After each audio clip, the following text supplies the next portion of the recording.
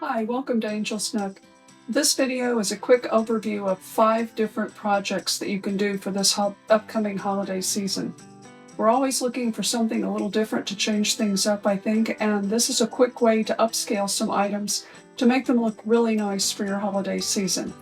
As always, the links to the full tutorials will be in the description. So if one of these strikes your fancy that you want to try, check the description of this video and the link will be there for you.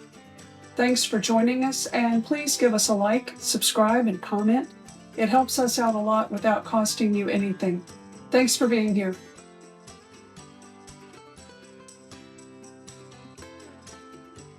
This morning we're going to be working on transforming this stable for a creche set that I have.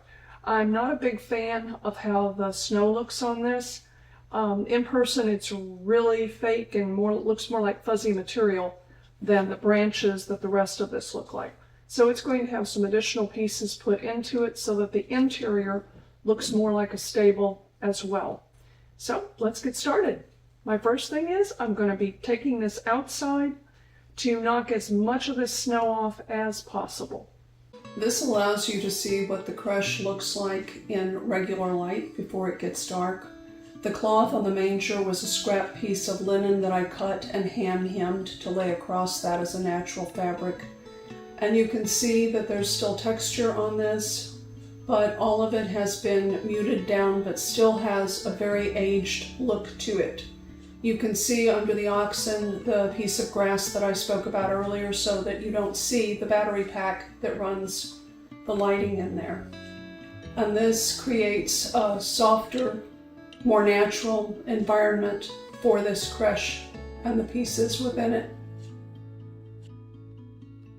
With the lights turned off, now you have more the image of what the shepherds would have seen as they came in from the fields. Actually even softer light, but the fairy lights gives a very soft glow in there, which made it have the appearance of possibly starlight coming through.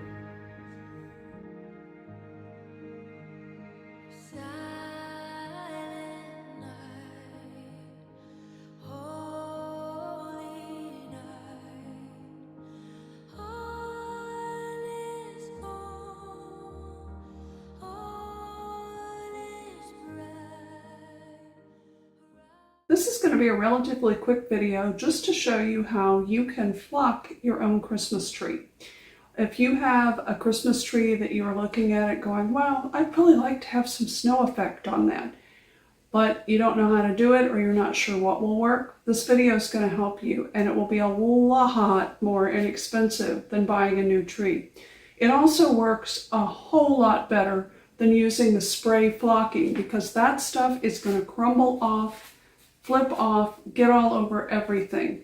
But using the Heirloom Traditions paint and their texture medium will give you some texture on this, which is like the snow effect, but something that's going to stay put and not fall off and crumble.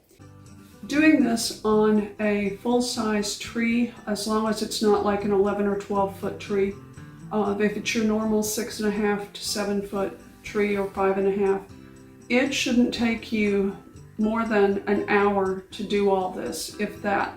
Most of your time will be spent mixing little batches of the texture medium and the cashmere. Go really light with the texture medium. I think I've used less than, I know I did. I used less than half of this spoon of texture medium for the whole thing, and I used about 5 teaspoons of the cashmere for this much. This is a 3 foot tree. So this is like the top section of your regular Christmas tree. So a sample of cashmere and a jar of the texture medium, which you could use that for other things. I have this jar and I've used little bits of it now off and on for like 4 years. So it's something that holds really well on the shelf as long as you keep it closed and tight. And I just left the lid partially attached so that when I put it down, the lid closes tight on it. But this is it's an inexpensive, fast way to give yourself a non-messy flocked tree that you can enjoy for many years, and it will be dry enough within 2 hours. And I'm saying 2 hours, most of this is already dry to the touch now, but 2 hours will make sure you don't get any of this on any areas that might still be wet from small clumps. You're not going to get that on any of your ornaments. So this is something that you could do the day before or the day of that you are planning to put your tree up and enjoy it. It's not something you have to do and let it set for weeks. And no, you don't have to degloss the tree. Just put it on there, because the tree is not going to get constant wear and tear of people grabbing it. And if they are, hey, doesn't take but a couple of minutes to throw some more of this on there for next year. So, hope this helps you out. And please come back, watch us again, and please subscribe. Thank you.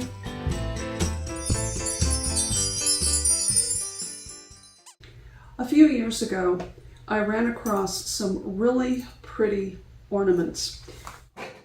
And at the time, they were pretty pricey, so I got 6 of them. And after I put them up on the tree, I decided, oh, I really should have gotten more. And I went back to look for more, and of course, they were all gone. So they've been used for a number of years, just scattered strategically in the tree.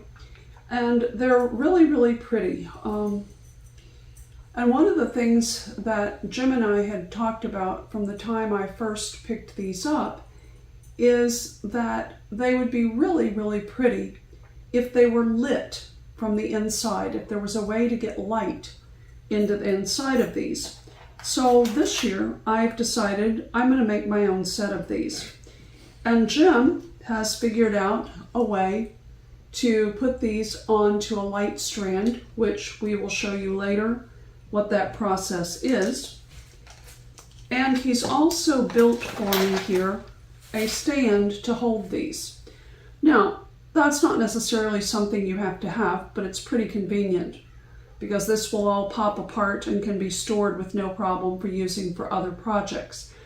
But one of the things I thought about, and the reason I'm doing this video for you all, is we often have leftover antiquing gels, and this one I'm going to change up what the ornament looks like because I'm going to add some pearl antiquing gel to it.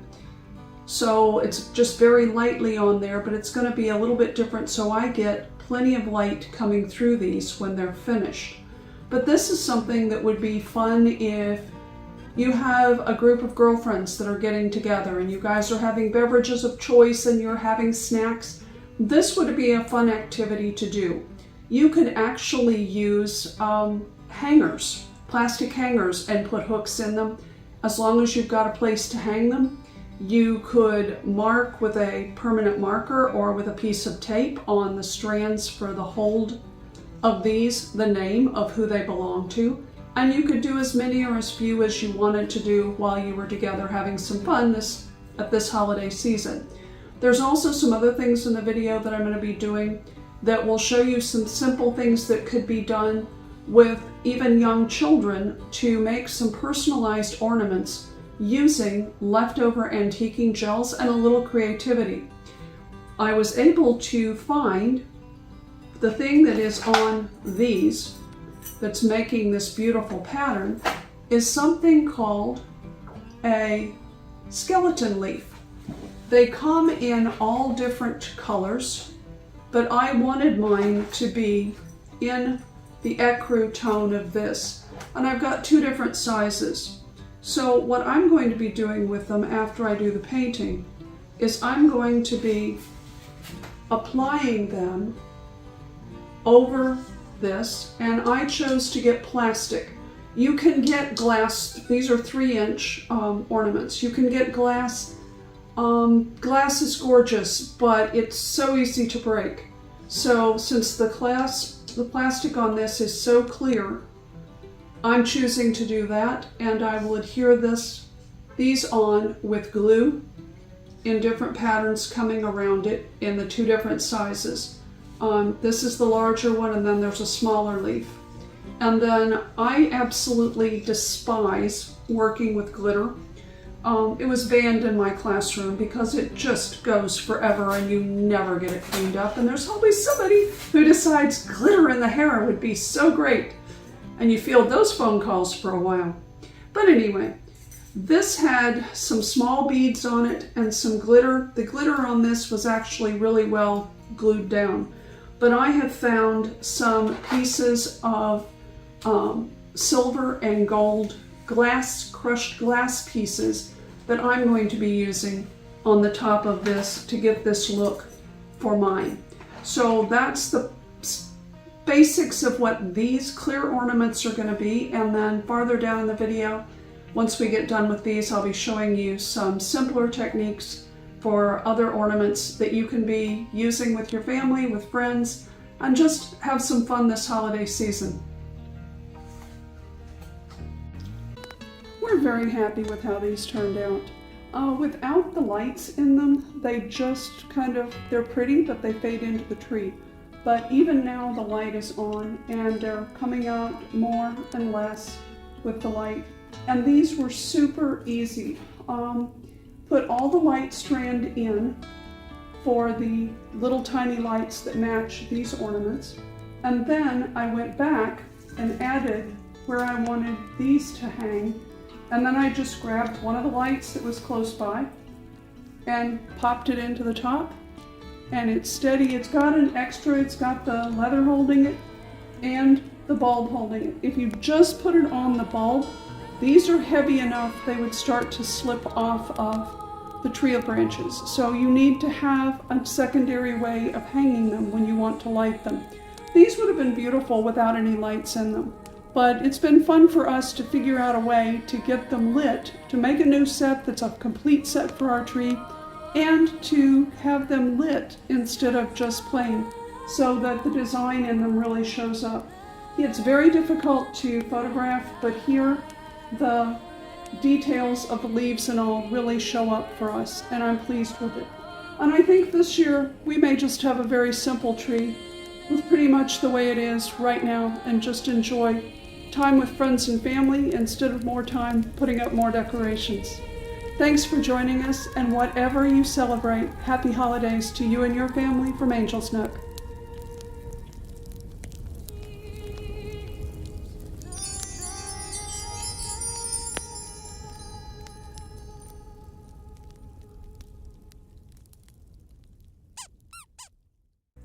Today I'm going to be working on a piece of decor that I found it on clearance after Christmas last year.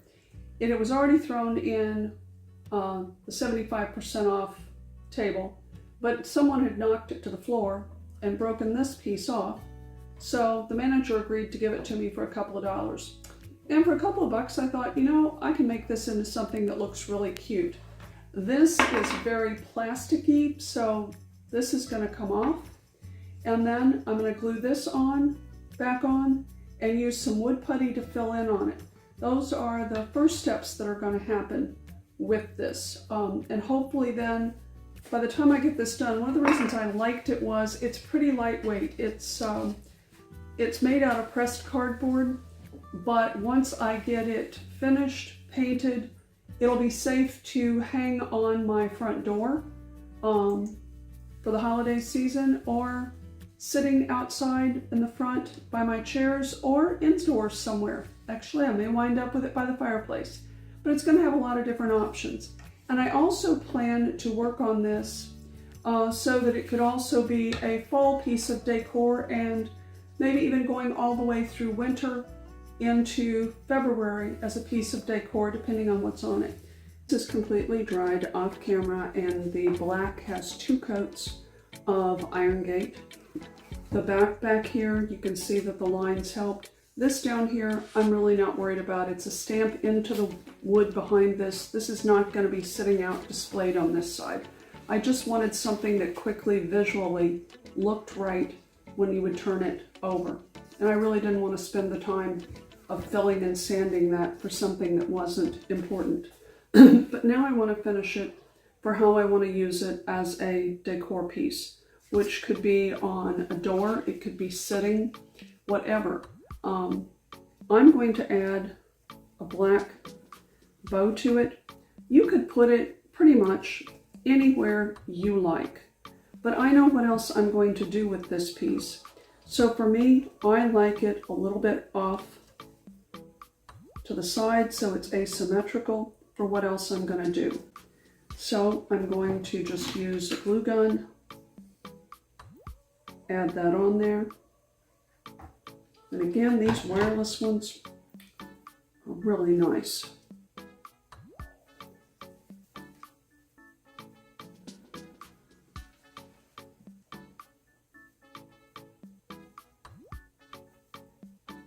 Now, as this sits right now, this could be sitting out, if you wanted, year-round. But if you didn't, if you just wanted it as a holiday piece, one of the things that I have that I'm going to add to it for mine is I have a reindeer here, and the loop of this is perfect for me to not have to permanently put this on here. Because it's an ornament, it can just hang there for wherever I want to put it. But if I want to use it earlier than the holiday, for the Christmas holidays, I wanted you to see what a difference it makes depending on what size of something you use. This piece is very pretty. It's just a spray, and I have bent it so that it could be put on the back here and hang. It works, but it's a little bit large.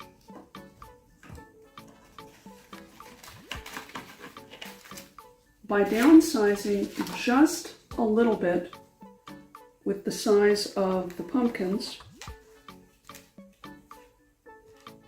now there's a piece that's not as overwhelming, that can work through just the fall all the way through Thanksgiving, and then change this off to another piece.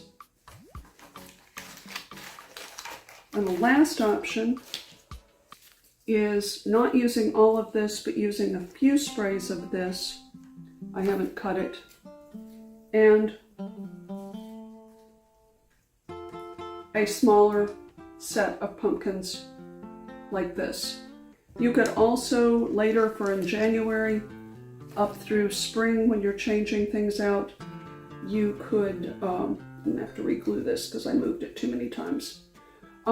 You could add something that is winter theme related onto this to make this work.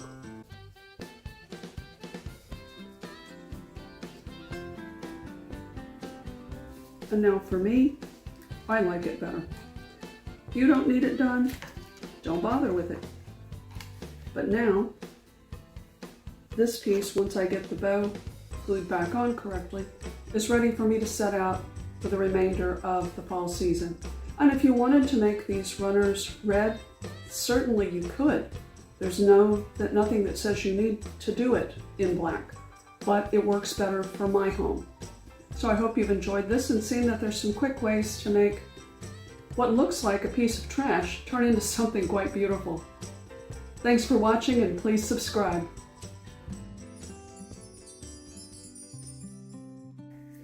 I picked this mermaid up after Christmas last year. She is a cute coastal Christmas piece, but she has damage on her. There's a piece broken here, there's a crack down her, and whatever mold she was brought out of was a very poor mold. There's rough areas all over her, and there's areas where I'm literally going to need to use some small chisels to cut in myself to put the scales back on the lower half of her. Sorry about that. I'm going to be using, to start with, I'm going to use DAP plastic wood to do the repairs on her. I don't know what she is made out of, but I've encountered this material before, and it seems to all come from Asia when you get it like this.